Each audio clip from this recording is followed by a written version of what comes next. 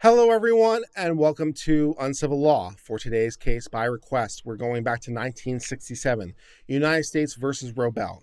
This has to deal with whether or not a person who belongs to, by their own terms and their own admission, actually does belong to the Communist Party, whether or not the United States government can prohibit this person from working in certain jobs the Defense Department considers to be sensitive, whether or not is a valid exercise of war-related powers from the federal government to prevent people with certain affiliations, Communist Party affiliations, as it turns out, from working certain jobs. So we're going to read this and figure out the law that applies. Let's get started with this.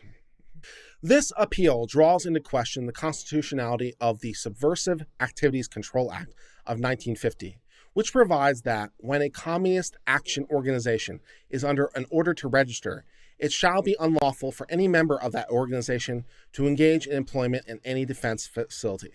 So there was a law that required certain organizations to register their affiliation with the government. And if you're a member of that organization, there's certain jobs you cannot hold, okay? So at the time, that's relevant here, a member of the Communist Party was employed as a machinist in Seattle, Washington, in the shipyards of Todd Shipyards Corporation. On August the 20th of 1962, the Secretary of Defense, by law, designated that shipyard as a defense facility. So he was a machinist, he was working there, he was a communist, he was working there, and then the Defense Department said, well, we think this is a defense asset now, and so now he can't work there because the continued employment would subject him to prosecution for working in a facility he's no longer allowed to work for because he's a registered communist. Okay. To overcome what it viewed as a likely constitutional infirmity, the district court read into the law a requirement of active membership and specific intent.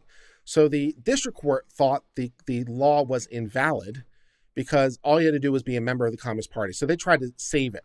They tried to save the statute by saying, okay, we're going to say what they really meant was active membership with specific intent. Okay.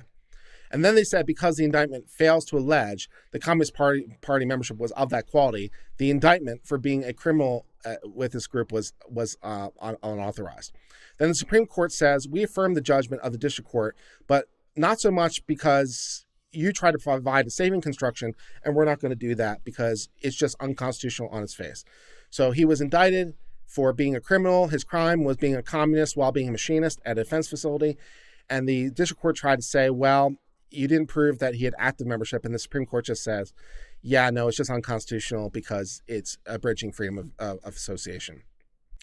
In a prior case, we had a situation that involved a challenge to Section 6 of the Subversive Activities Control Act, which provided that when a communist organization is registered or under a final order to register, it shall be unlawful for any member thereof with knowledge or notice thereof to apply for a passport.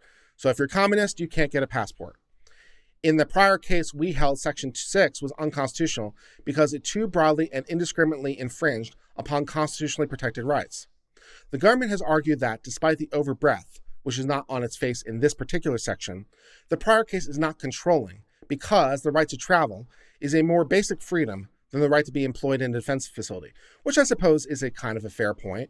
The right to travel, as every sovereign citizen well knows, the right to travel is a constitutional interest.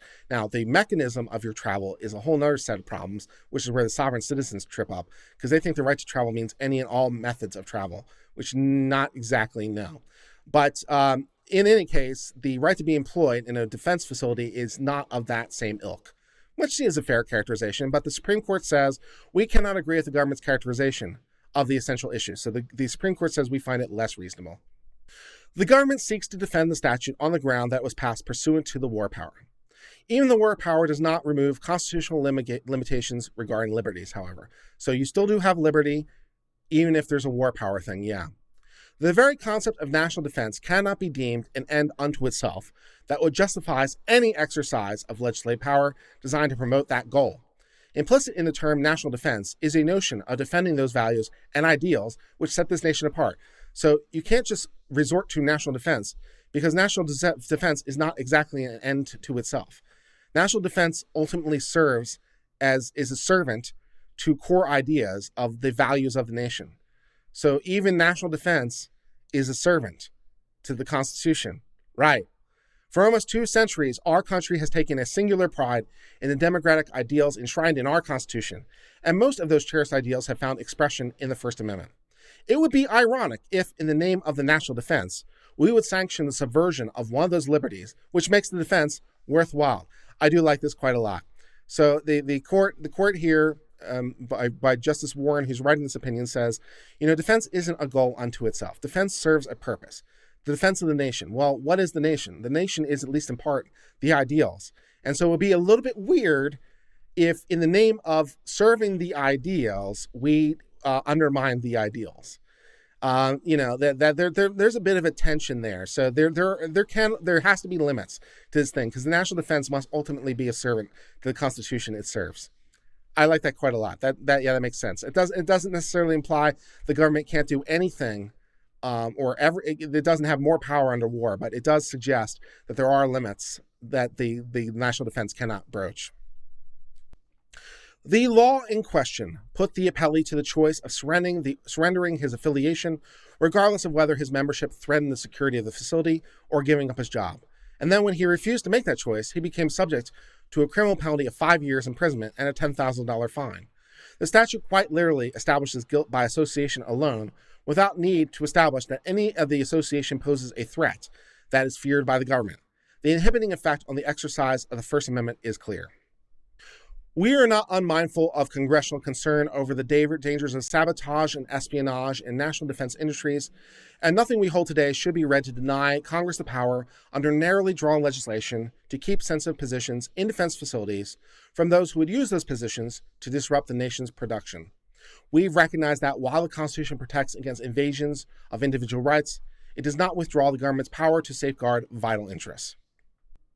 The task of writing legislation stays within the bounds of those committed by Congress. So, unlike Justice Roberts in the Affordable Care Act case, we are not going to rewrite the statute. We're just going to say that you screwed this up and you can fix it. So we're not going to pull a Justice Roberts and fix the statute on the fly. That's yours.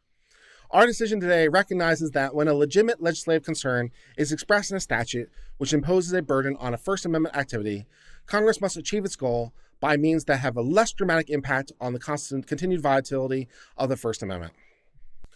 Thus, that brings us to the end of the discussion of United States versus Robel, a 1967 Supreme Court case that held that merely being associated with the Communist Party was not enough, and you can't merely make it a crime to be a Communist Party member.